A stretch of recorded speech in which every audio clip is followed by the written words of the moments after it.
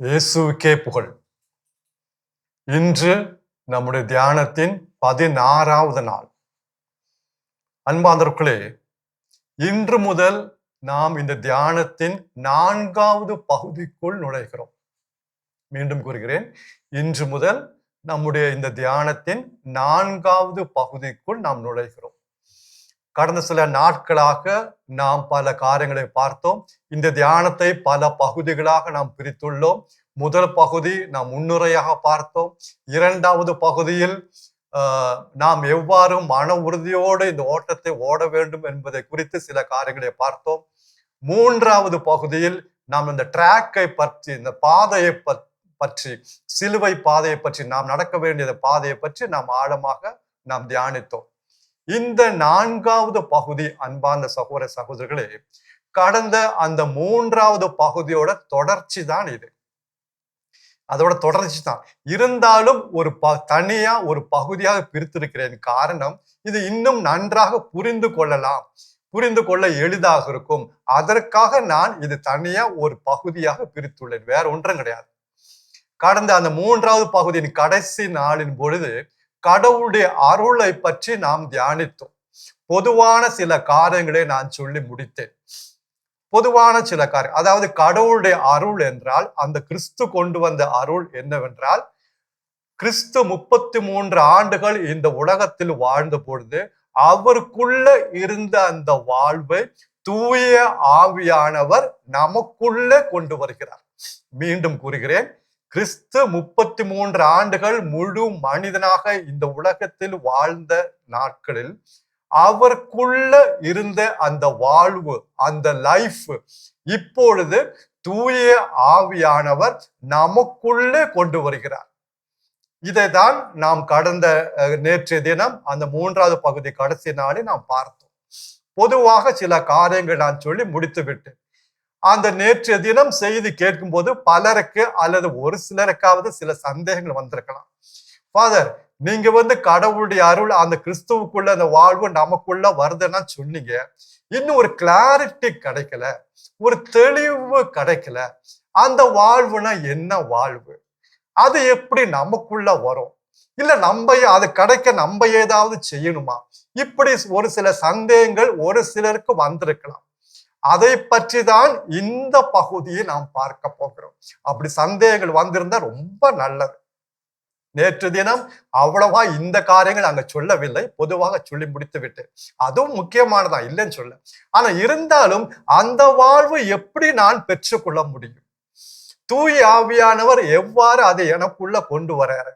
இல்ல நான் ஏதாவது செய்யணுமா? அதற்கு நான் இதான் செய்ய வேண்டியது இருக்கா? அப்படிங்கிறத ஆழமா இந்த பகுதியில, இந்த 4வது பகுதியில நான் பார்க்க போறோம். எனவே இது மிக முக்கியமான ஒரு பகுதி. அன்பார்ந்தவர்களே, நேற்று தினம் சொன்னது போன்று அந்த கடவுளுடைய அருள் அல்லது இந்த அருள் தயவு என்ற அர்த்தத்தில் அல்ல, கிறிஸ்து கொண்டு வந்த, கிறிஸ்து வழியாக வெளிப்பட்ட இந்த அருள், தூய ஆவியானவர் நமக்குள்ளே கிறிஸ்துவோடைய அந்த இயேசுவோடைய வாழ்வு, அந்த இயேசுக்குள்ள இருந்த அந்த வாழ்வு, அந்த லைஃப் நமக்குள்ள கொண்டு வருகிறார். அந்த வாழ்வு இது வேற ஒரு விதமா சொல்ல போனா ரொம்ப எளிது, ரொம்ப ஈஸியா சொல்லலாம். வேற விதமா சொல்ல போனா, கிறிஸ்துவோடைய உள்ளத்தை நமக்குள் கொண்டு வருகிறார். கிறிஸ்துவோடைய அந்த மனதை நமக்குள் கொண்டு வருகிறார். பாருங்க, ரொம்ப ஈஸி. கிறிஸ்துவோடைய உள்ளத்தை நமக்குள் கொண்டு வருகிறார். அதாவது இப்ப நம்முடைய குடும்ப வாழ்வு, தனிப்பட்ட வாழ்க்கையில் பல பிரச்சனைகள், பல சூழ்நிலைகள் நாம் சந்திக்கிறோம். இந்த சூழ்நிலை நமக்கு என்ன செய்யணும் நமக்கு தெரிய மாட்டேது. அப்ப தூய ஆவியானவர் என்ன செய்வாரு? அப்பா, இந்த இடத்தில் கிறிஸ்து இயேசு இருந்திருந்தா இப்படிதான் செயல்பட்டிருப்பாரு அப்படின்னு கிறிஸ்துவோடைய உள்ளத்தை அந்த நேரத்தில் நமக்குள்ள கொண்டு வர. இல்ல ஒரு சில வேளைகளில் நமக்கு தீர்மானம் எடுக்க முடிய மாட்டேங்குது.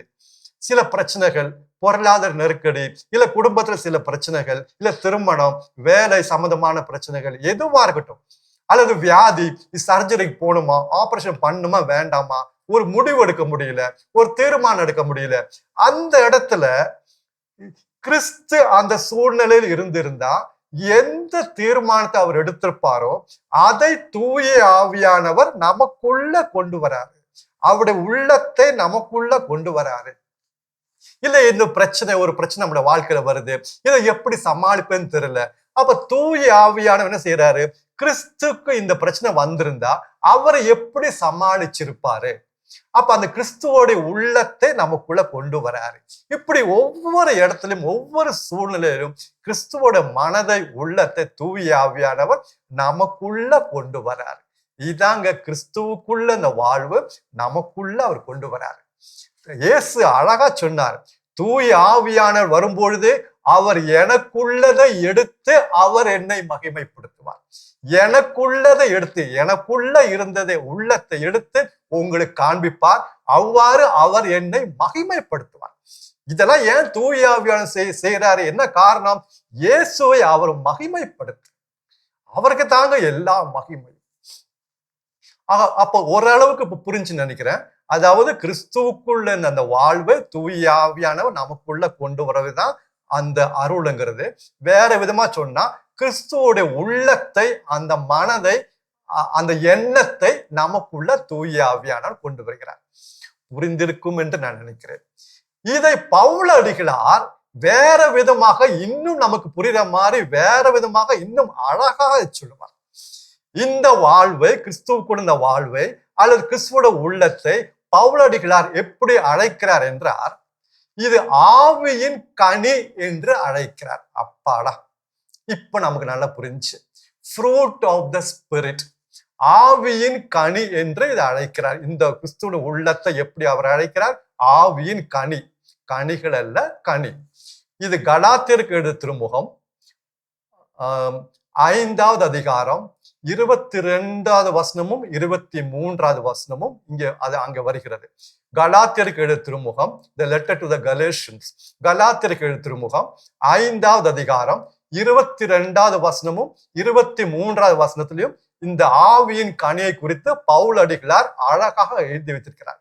அவருடைய உள்ளம் எப்பேற்பட்ட உள்ளம், அந்த உள்ளங்கிறது என்ன, அந்த வாழ்வுங்கிறது என்ன என்பதை அங்க ஆவியின் கனியோ என்று சொல்லி அவர் ஆரம்பிக்கிறார். ஆவியின் கனியோ அன்பு, மகிழ்ச்சி, அமைதி, பொறுமை, பரிவு, நன்னயம், அப்புறம் நம்பிக்கை, கனிவு, தன்னடக்கம் அல்லது இச்சையடக்கம். மீண்டும் கூறுகிறேன், அன்பு, ஆவியின் கனியோ, அன்பு, கனிகள் அல்ல, கனியோ, ஆவியின் கனியோ அன்பு, மகிழ்ச்சி, அமைதி. அமைதினா சைலன்ஸ் கிடையாது, சமாதானம் என்ற அர்த்தத்துல வருகிறது. அமைதிங்கிறது சைலன்ஸ் அப்படிங்கிற அர்த்தத்துல கிடையாது. டீச்சர் ஸ்கூல்ல சொல்லுவார்ல, எல்லாம் அமைதியா இருங்க, அந்த அமைதி கிடையாது, சமாதானம். ஆக அமைதி, பொறுமை, பரிவு, நன்னயம், நம்பிக்கை, கனிவு அல்லது சாந்தம் கூட சொல்லலாம். கனிவு, சாந்தம். அப்புறம் கடைசியாக இறுதியாக தன்னடக்கம் அல்லது இச்சையடக்கம். இது தாங்க ஆவியின் கனி, அல்லது இது தாங்க ஆண்டவராக இயேசு கிறிஸ்துவின் உள்ளத்தை அப்படியே இப்படி கொண்டு வந்து காட்டுறாரு ஆவியின் கனி. அப்ப இந்த வாழ்வு, இந்த கனிகள் அல்ல, கனி. இன்னும் சொல்ல போனா நமக்கு சந்தேகம் வரும், ஏன்னா நீங்க 9 சொன்னீங்க, அப்புறம் ஆவியின் கனின்னு சொல்றீங்க, இது கனிகள் தானே? கனிகள் கிடையாது. இப்போ ஒரு பலாப்பழம் எடுத்துக்கிட்டோம்னா, பலாப்பழம் ஒரு கனிதான், ஆனா அதுக்குள்ள எவ்வளவு சுளை இருக்கு, நிறைய சுளை இருக்கு. ஒவ்வொரு சுளையும் பலாப்பழம் கிடையாதுங்க. பலாப்பழம் ஒரு கனி தான், ஒரு பழம் தான், அதுக்குள்ள நிறைய சுளை இருக்கு. அல்லது ஆரஞ்சு பழத்தை எடுத்துக்கோங்களேன், ஆரஞ்சு பழம், அந்த ஆரஞ்சு கனிக்குள்ள எவ்வளவு சுளை இருக்கு பாத்தீங்களா? ஒவ்வொரு சுளையும் ஆரஞ்சு பழம் கிடையாது. ஆரஞ்சு கனி ஒண்ணுதான், அதுக்குள்ள நிறைய சுளை இருக்கு.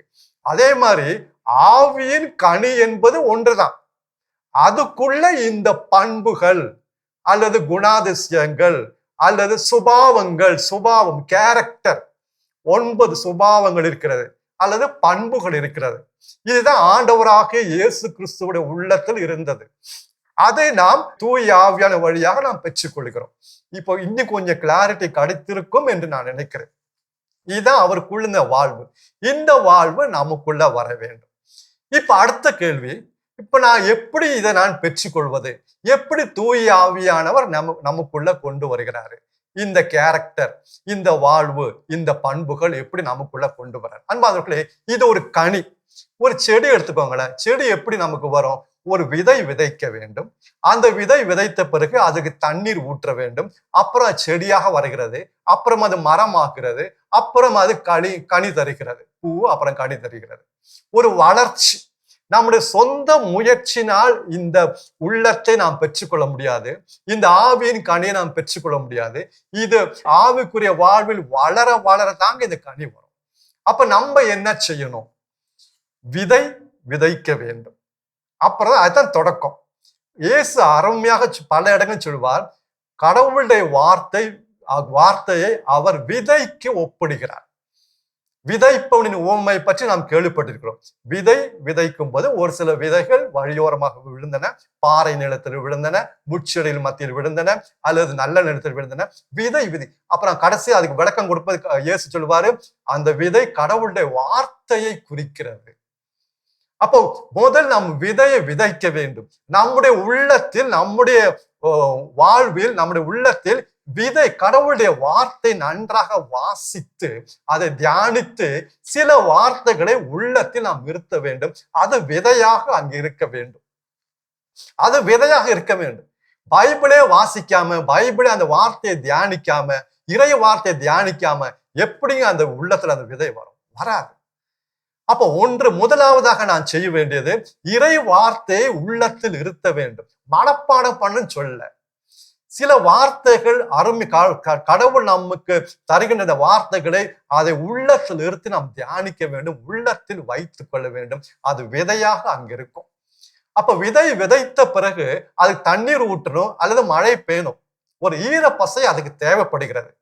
அப்ப கடவுளுடைய வார்த்தை அதுக்கும் ஒரு விளக்கம் தருகிறது பாருங்கள்.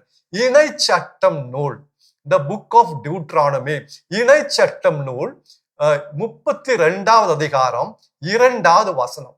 32வது அதிகாரம் 2வது வசனத்தில் நடுப்பகுதியில் அங்கு ஆவியான சொல்கிறார், என் அறிவுரை, கடவுள் சொல்கிறார், என் அறிவுரை மழையாக பெய்துடுக.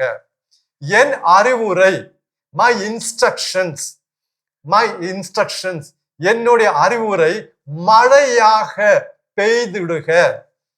அப்ப விதை விதைத்த பிறகு அதற்கு தண்ணீர் பாய்ச்ச வேண்டும், அதுக்கு மழை பெய்ய வேண்டும், தண்ணீர் ஊற்ற வேண்டும். அப்ப மழை என்ன? அறிவு, கடவுளுடைய அறிவுரை.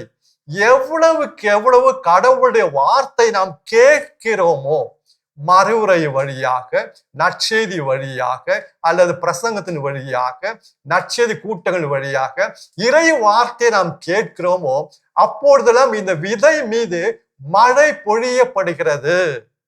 அறிவுரை கேட்க கேட்க விதை மீது மழை பொழியப்படுகிறது, தண்ணீர் ஊற்றப்படுகிறது, அதற்கு ஒரு ஈரப்பசை கிடைக்கிறது. அப்ப தானா அது முளைத்து வரும் பாருங்க. அப்படிதாங்க ஆவியின் கனி நமக்கு கிடைக்கிறது. இந்த ஏன் இப்படி வார்த்தைன்னு சொல்ற ஒரு காரணம் இருக்கு. தூய ஆவியானவர் கடவுளுடைய வார்த்தையோடு சேர்ந்து தாங்க அவர் செயல்படுவார். பொதுவா பைபிள் அப்படித்தான். அவர் வார்த்தைக்காக காத்திருப்பாரு. அந்த வார்த்தை வந்தவுடனே தான் அவர் செயல்படுவாரு. அதற்கு ஒரு உதாரணம் தொடக்க நூல், the book of Genesis, chapter 1, அதிகாரம் 1, வசனங்கள் 1 முதல் 3 முடிய வசனங்கள். தொடக்க நூல் முதல் அதிகாரம், வசனங்கள் 1 முதல் 3 முடிய. கடவுள் விண்ணுலகையும் மண்ணுலகையும் படைத்தார். ஆனா மண்ணுலகம் வெறுமையாக காணப்பட்டது, இருள் சூழ்ந்திருந்தது. ஆனா தூய ஆவியானவர் அங்க அசைவாடி கொண்டிருந்தார். இது வெறுமையா இருக்கு, ஷேப்லெஸ்ஸா இருக்கு, ஒரு எம்டியா இருக்கு, உருவமற்று இருந்தது. இந்த மண்ணுலகம் உருவமற்று இருந்தது, வெறுமையாக இருந்தது. அப்ப ஏதோ செய்ய வேண்டும். ஆவியானவர் அந்த நேரத்தில் அசைவாடி கொண்டிருந்தார். அவர் எதற்காக காத்து கொண்டிருந்தார்? ஆவியானவர் வார்த்தைக்காக காத்து கொண்டிருந்தார். உடனே 3வது வசனத்துல பாருங்க, கடவுள் என்ன சொன்னாரு? ஒளி தோன்றுக, let there be light, ஒளி தோன்றுக என்று கடவுளுடைய வார்த்தை வந்த உடனே ஆவியான செயல்பட பாருங்க. உடனே அங்க ஒளி வந்தது. அந்த வார்த்தை வந்தோட ஆவியான செயல்பட்டாரு. உடனே அங்க லைட், அந்த ஒளி அங்க வந்தது. இப்படிதாங்க ஆவியான செயல்படுறாரு. அந்த வார்த்தையோட சேர்ந்து தாங்க ஆவியான செயல்படுவாரு. அப்போ இறை வார்த்தை அந்த அந்த விதை அந்த இறை வார்த்தையை நம் உள்ளத்தில் ஒரு விதையாக விதைக்க வேண்டும். அது எப்படி விதைக்கணும்? கடவுளுடைய வார்த்தையை உண்மையிலேயே உணர்ந்து பயபக்தியோடு, ஏதோ வேற புத்தகத்தை வாசிப்பது போல அல்ல, இது கடவுளுடைய வார்த்தை என்ற எண்ணத்தோடு இறை வார்த்தையை வாசித்து அந்த வாசிக்கிற வார்த்தை உள்ளத்தில் இருத்த வேண்டும். அது ஒரு வசனமா இருக்கலாம், 2 வசனமா இருக்கலாம், பரவாயில்லை. அன்பை குறித்த சில வசனங்கள், பொறுமையை குறித்த சில வசனங்கள், பரிவை குறித்த சில வசனங்கள், அல்ல நன்னயத்தை குறித்த சில வசனங்கள், கனிவை குறித்த சில வசனங்கள், இவையெல்லாம் வாசித்து மகிழ்ச்சி அல்லது அமைதி, இந்த வசனங்கள்லாம் வாசித்து உள்ளத்தில் இருத்தும் பொழுது அடுத்து நாம் இறை அறிவுரை கேட்க பிரசங்கத்தை கேட்க, இறை வார்த்தை டிவி வழியாகவோ நற்செய்தி கூட்டு சென்று கேட்க அது மழை பெய்ய அந்த இடத்துல ஆவியான செயல்படுவாரு. அந்த கிறிஸ்துவோட உள்ளத்தை ஒவ்வொன்றா அப்படியே கொண்டு வருவார். பாருங்க, படிப்படியா நமக்குள்ள ஆவியாக கொண்டு வருவார். உண்மையா சொல்றேன். சில பேருக்கு ஒரு சந்தேகம் வரலாம், தைரியமா கேளுங்க, ஒன்றும் பிரச்சனை கிடையாது, ரொம்ப ஃப்ரீயா இருப்போம். அதாவது என்ன கேட்கிறாங்கன்னா, நீங்க இப்படி சொல்றீங்க, கடவுளோட வார்த்தையெல்லாம் கேட்கணும், நற்செய்தி கூட்டத்தெல்லாம் போய் கடவுள் வார்த்தை அதிகமா கேட்கணும், செய்தியெல்லாம் கேட்கணும்னு சொல்றீங்க. ஆனா ஒரு சிலர், எங்களுக்கு தெரிந்த ஒரு சிலர் நிறைய நற்செய்தி கூட்டத்தெல்லாம் போறாங்க, பைபிள் இந்த வாசிக்கிறாங்க, ஜெப கூட்டத்தெல்லாம் போறாங்க, நிறைய பிரசங்கம் கேட்கிறாங்க. ஆனா அவங்களுடைய வாழ்க்கையில ஒரு மாற்றத்தை நாங்க காணவில்லையே ஃபாதர். கோபம் இன்னும் கோபப்படுறாங்க, இன்னும் எரிச்சல்படுறாங்க, இன்னும் முணுமுணுக்கிறாங்க, மத்தவங்களை பத்தி குறையெல்லாம் சொல்லிட்டே இருக்காங்க. ஆனா நற்செய்தி கூட்டம்லாம் ஆள போய் உட்கார்ந்துக்கிறாங்களே ஃபாதர். அவங்க இறைவார்த்தை கேட்கிறாங்கள, அப்புறம் ஏன் ஃபாதர்? அவங்க அன்பாதவர்களே, தயவு செய்து நாம் தீர்ப்பிடாம இருப்போம். அது என்ன உண்மையான காரணம் நமக்கு தெரியாது. ஆனா தயவு செய்து நாம் தீர்ப்பிடாம இருப்போம். அது நம்ம செய்வோம். உண்மையே நமக்கு என்னன்னு தெரியாது. ஒருவேளை ஒரு எதுக்கு போறாங்க நமக்கு தெரியாது. ஆனா ஒண்ணு மட்டும் நான் சொல்றேன், ஒரு காரணம், அவங்க இறை வார்த்தை கேட்கிறாங்களே தவிர அவங்களுடைய உள்ளத்தில் விதை கிடையாது. விதை அவங்க முன்னாடி விதைக்கல. உள்ளத்தில் சில வசனங்கள், சில வார்த்தைகள், கடவுளுடைய வார்த்தையை உள்ளத்தில் இருத்தாம, அந்த விதை விதைக்காம தண்ணி மட்டும் பாய்ச்ச என்னங்க பிரயோஜனம்? ஒரு இடத்துல நம்ம விதைச்ச பிறகுதான் தண்ணி ஊத்தணும் இல்லையா? சும்மா விதைலாம் விதைக்காம நம்ம தண்ணி மட்டும் ஊத்துவோம்னா அங்க ஏதாவது வருமாங்க? வராதுங்க. மழை எவ்வளவு பெய்தாலும் அங்க விதை கிடையாது. அதனால எவ்வளவுதான் அறிவுரை கேட்டாலும், எவ்வளவுதான் மறைவுரை கேட்டாலும், இறை வார்த்தையை வாசிக்காம, இறை வார்த்தை உள்ளத்தில் நிறுத்தாம சும்மா போய் கேட்டா எப்படிங்க தூய ஆவியான உதவி செய்வார்? நம்ம தீர்ப்பிடக்கூடாது. தூய ஆவியானவர் எப்படி வேணா செயல்படலாம். ஆனா இப்போ இந்த செய்தி வழியாக இந்த கட்டத்தில் நாம் தெரிந்து கொள்ள வேண்டியது, விதைக்கு மேல விதை விதைத்த பிறகு மழை பெய்ய வேண்டும், தண்ணீர் ஊற்ற வேண்டும், அறிவுரை கேட்க வேண்டும். என் அறிவுரை மழையாக பெய்துடுக. அருமையா இருக்கு பாருங்க, எப்படி கடவுள் தெளிவா சொல்றாரு பாத்தீங்களா? ஜெபம், நிறைய பேர் ஜெபிக்கிறாங்க, இந்த இச்சையில இருந்து, இந்த பாவத்துல இருந்து விடுதலை பெற ஜெபிக்கிறாங்க. எனக்கு தெரியும், அழுதடு ஜெபிக்கிறாங்க, கடவுளே எங்களை காப்பாத்துங்க, இந்த பாவத்துல அடிக்கடி விழுந்துட்டு போற, என்னை தூக்கி விடுங்க, எனக்கு விடுதலை தாங்க ஜெபிக்கிறாங்க, டெலிவரன்ஸ்க்காக. ஆனா அவங்களுடைய வாழ்க்கை நல்லா பாருங்க, இறை வார்த்தையோட எந்த தொடர்பும் இருக்காது. இறை வார்த்தையோட எந்த தொடர்பும் இருக்காது. இறை வார்த்தையை வாசிக்கிறது கிடையாது, சிந்திக்கிறது கிடையாது, இறை வார்த்தை அடிக்கடி கேட்பதும் கிடையாது. ஆனா கண்ணீர் விட்டு அவங்க இதற்காக ஜெபிக்கிறாங்க. எப்படிங்க விடுதலை பெற முடியும்? எப்படிங்க ஆவியான நம்முடைய வாழ்க்கையில செயல்பட முடியும்? இறை வார்த்தை ரொம்ப முக்கியமானதுங்க. இயேசு சொன்னாரு, நான் சொல்லும் வார்த்தை ஆவியும் உயிருமாக இருக்கிறது. It is life and spirit. நான் சொல்லும் வார்த்தை ஆவியும் உயிருமாக இருக்கிறது. அப்ப இந்த இறை வார்த்தை பயபக்தியோட வாசித்து உள்ளத்தில் இருத்த வேண்டும். ஒவ்வொரு நாள் ஆவிக்கு உணவு கொடுக்க வேண்டும். அன்பான சகோதர சகோதரர்களே, ஏசாயா ஆகமம் 55வது அதிகாரம் 10-11 வசனங்கள். ஏசாயா ஆகமம் 55வது அதிகாரம் 10வது வசனமும் 11வது வசனமும், இந்த புக் ஆஃப் ஐசாயா. அதுல கடைசி பகுதியில கடவுள் அருமையா சொல்லுவார், என் வாய் நின்று புறப்படும் ஒவ்வொரு வார்த்தையும், என் வாய் நின்று புறப்படும் ஒவ்வொரு வார்த்தையும் அதை எந்த நோக்கத்திற்காக நான் அனுப்புகிறேனோ அந்த நோக்கத்தை நிறைவேற்றாமல் அது என்னிடம் திரும்பாது. அதாவது எவ்வாறு மழை பெய்கிறதோ அந்த மழை எந்த நோக்கத்திற்காக வருகிறதோ அங்க விதைப்பவனுக்கு விதையும் உண்பவனுக்கு உணவும் கொடுக்கிறது. அதே போல என்னுடைய வாயினின்று புறப்படும் ஒவ்வொரு வார்த்தையும் எந்த நோக்கத்திற்காக அனுப்புகிறேனோ அந்த நோக்கத்தை நிறைவேற்றாமல் அது மீண்டும் என்னிடம் திரும்பாது. அந்த வார்த்தையின் வல்லமை, ஆற்றல். வார்த்தை தாங்க தூய ஆவியானவர் செயல்பட ஒரு கருவி. இப்ப ரயில்வே ட்ராக் இருக்கு, ரயில்வே ட்ராக் இருந்தா மட்டும் பத்தாது, இன்ஜின் தேவை. இன்ஜின் மட்டும் இருந்தா பத்தாது, ரயில்வே ட்ராக் தேவை. ரெண்டும் தேவை. தூய ஆவியானவர், கடவுளுடைய வார்த்தை, இது ஒன்னா சேரும்போது தாங்க கிறிஸ்துவோட உள்ள நமக்குள்ள வருகிறது. அன்பானவர்களே, இன்னும் ஒன்று சொல்லி முடிக்க விரும்புகிறேன். அதாவது திருப்பாடல், அதாவது புக் ஆஃப் சாம்ஸ்ல இந்த இறை வார்த்தை ஒவ்வொரு நாளும் இரவும் பகலும் தியானிக்கிறவங்க எப்பேற்பட்டவங்க கடவுள் சொல்றாரு. வாசிக்கிறவங்க மட்டும் இல்ல, சிந்திக்கிறவங்க. திருப்பாடல், முதலாவது திருப்பாடல் வசனம் 2, 3, இரண்டாவது வசனமும் மூன்றாவது வசனம். புக் ஆஃப் சாம்ஸ் முதல் திருப்பாடல் வசனங்கள் 2வது வசனமும் 3வது வசனமும். யாரெல்லாம் அந்த இறை வார்த்தையை மகிழ்ச்சி கொண்டு இறை வார்த்தை நேசித்து, சட்டம் அங்க இருக்கிறது, அது இறை வார்த்தை குறிப்பிடுகிறது. இறை வார்த்தை இரவும் பகலும் சிந்திக்கிறார்களோ, அங்க சிந்திக்கிற வார்த்தை இருக்கிறது. இரவும் பகலும் சிந்திக்கிறார்களோ அவர்கள் நீரோடை ஓரமாக நடப்பட்ட மரத்திற்கு ஒப்பாவார்கள். நீரோடை அருகே, தண்ணீர் அருகே நடப்பட்ட மரம். இந்த நடப்பட்ட மரத்திற்கும் காட்டுல வளர்ற மரத்துக்கும் வித்தியாசம் இருக்கு. நடப்பட்ட மரம், நான் ஒரு மரத்தை நட்டேன்னா அதை நான் கவனிப்பேங்க, அதுக்கு என்னென்ன தேவையோ நான் செய்வேங்க. ரோட்டோரமா நிறைய செடி மரம் வருது, நான் அதை பத்தி கவலைப்படல. ஆனா காட்டுல நிறைய மரம் இருக்கு, அதை பத்தி கவலைப்படல. ஆனா நான் நட்ட மரம் நான் கவனிப்பேன். அப்ப இறை வார்த்தையை இரவும் பகலும் தியானிக்கிறவர்கள், சிந்திக்கிறவர்கள் நீரோடை ஓரமாக நடப்பட்ட மரமாக இருப்பார்கள். அவர்கள் பருவ காலத்தில் கனி தருவார்கள். பாத்தீங்களா, அந்த கனி வருது பாத்தீங்களா? பருவ காலத்தில் கனி தருவார்கள். எப்பொழுதும் பசுமையா இருப்பாங்க, பசுமையா இருப்பாங்க. அவர்கள் செய்யும் அனைத்திலும் அவர்கள் வெற்றி பெறுவார்கள். இயேசுடைய வாழ்க்கையில இயேசு என்ன செய்தாலும் அவருக்கு வெற்றி கிடைத்தது. அவர் இரவும் பகலும் கடவுளுடைய வார்த்தை தியானித்தவர். எப்பொழுதும் அவருடைய உள்ளத்து இறை வார்த்தை இருந்தது.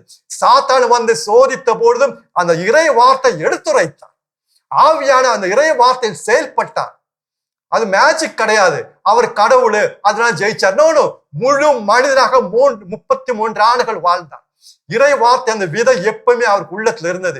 எந்த சூழ்நிலை, எந்த பிரச்சனையிலும் அவர் வெற்றி கொண்டார். ஏன்னா இறை வார்த்தை இருக்கும்பொழுது தூய ஆவியானவர் அங்க செயல்பட்டு வல்லமை பவர் தருகிறார். அன்பான சகோதர சகோதரர்களே, ஒன்னும் கவலைப்பட வேண்டாம். இறை வார்த்தை இன்றிலிருந்து நாம் ஒரு பயபக்தியோடு ஒவ்வொரு நாளும் வாசிப்போம், தியானிப்போம். அது கடவுளுடைய வார்த்தை, கடவுளுடைய மூச்சு, அது கடவுளுடைய சுவாசம், கடவுளுடைய தூயாவின் தூண்டுதலால் எழுதப்பட்டது. அது உயிர், அதுக்கு உயிர் இருக்குங்க. நான் நம்பினோம்னா உயிர் இருக்கு, நம்பலைன்னா அது ஒரு எழுத்து தான். நம்பினோம்னா உயிர் இருக்கு, நம்பலைன்னா அது வெறும் எழுத்து. நம்ம எப்படி எடுத்துக்கலாம். தூய ஆவியானவரை கேளுங்க. தூய ஆவியானவர் இன்றிலிருந்து இந்த உம்முடைய வார்த்தையை, கடவுளுடைய வார்த்தையை நான் ஒவ்வொரு நாளும் வாசித்து அதை உள்ளத்தில் இருத்தி அதை தியானிக்க, அதை சிந்திக்க, அது குறித்த வெளிப்பாடு எனக்கு கிடைக்க எனக்கு நீங்க தான் உதவி செய்ய முடியும். உங்களால் மட்டும்தான் உதவி செய்ய முடியும். தயவு செய்து எனக்கு உதவி செய்யுங்க என்று இன்றைக்கு இப்பொழுது நாம் கேட்டோம்னா நிச்சயமா தூய ஆவியானவர் அவ்வளவு ஆர்வமா நமக்கு உதவி செய்வாருங்க. அந்த கிறிஸ்துவோட உள்ளத்தை நமக்குள்ள கொண்டு வருவாருங்க. அந்த வாழ்வை நமக்குள்ள கொண்டு வருவாருங்க. அதுல கிடைக்கிற அமைதி, அதுல கிடைக்கிற மகிழ்ச்சி எவ்வளவு ஆனந்தம், எவ்வளவு பெருசுங்க. அதை கொண்டு வருவார். நம்மளோட ஜெபத்தை தூய ஆவியானவர் கேட்பார். ஏன் இப்பொழுதே கேட்பார்? என்ன காரணம்? ஏன்னா இதுவே தகுந்த காலம்.